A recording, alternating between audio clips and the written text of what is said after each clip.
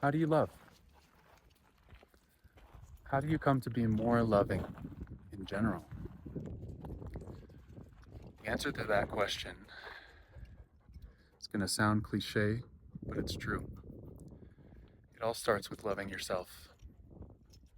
If I can love this me that's right here, that makes mistakes, that falls down, that sometimes doesn't act in a loving way, that sometimes does things selfishly, that sometimes runs from challenges, whatever it may be that you're judging yourself for, criticizing yourself for, that's where the love is really needed. All the parts of yourself that you hide deep down, all the shadow parts of yourself that want to keep you small, that want to keep you separate, that's the part that needs love the most. I like to view it as my higher self, my most ideal version of self. He's up there, he's doing what he came here to do. He's living with purpose, he's living so lovingly towards everyone. He's up here, and then my shadow is down here in a cavern. I always kind of visualize him down there, ragged clothes, struggling, suffering, thirsty, hasn't seen the light of day.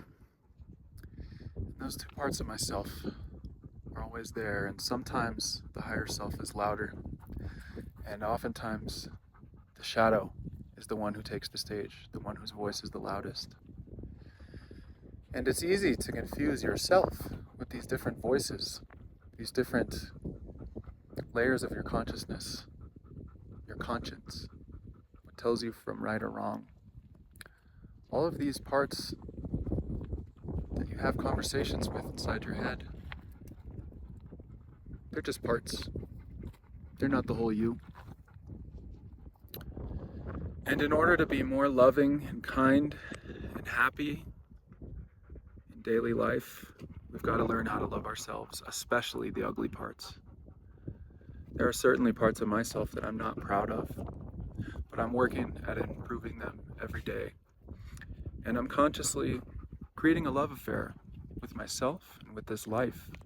And that, in my opinion, is the only way to really find peace, to really be that kind and loving person in the world, and to really just let shit go, man.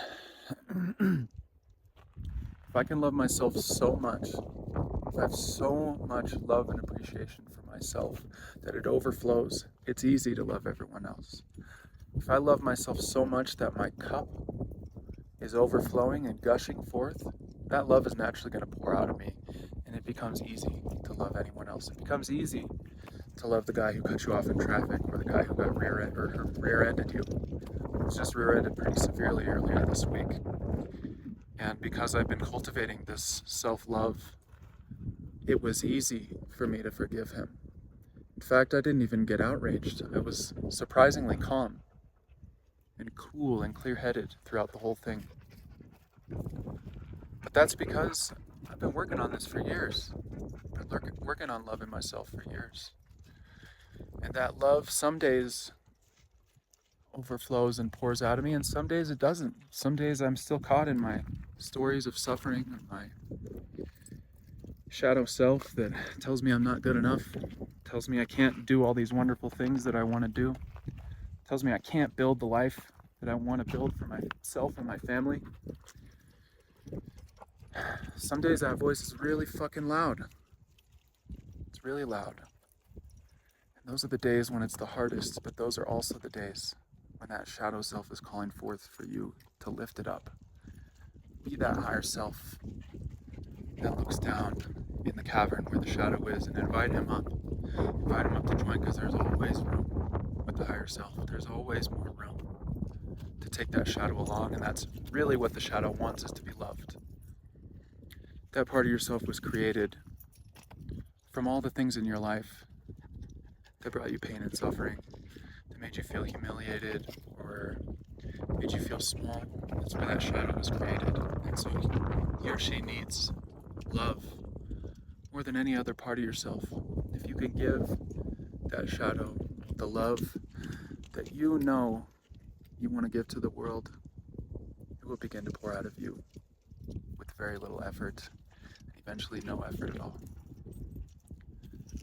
That's all for today. Let's get a nice shot of this beautiful wilderness out here. I'm so blessed to be able to come out here, take these animals, enjoy this beautiful landscape. Thanks for listening. May you have a wonderful life, wonderful journey.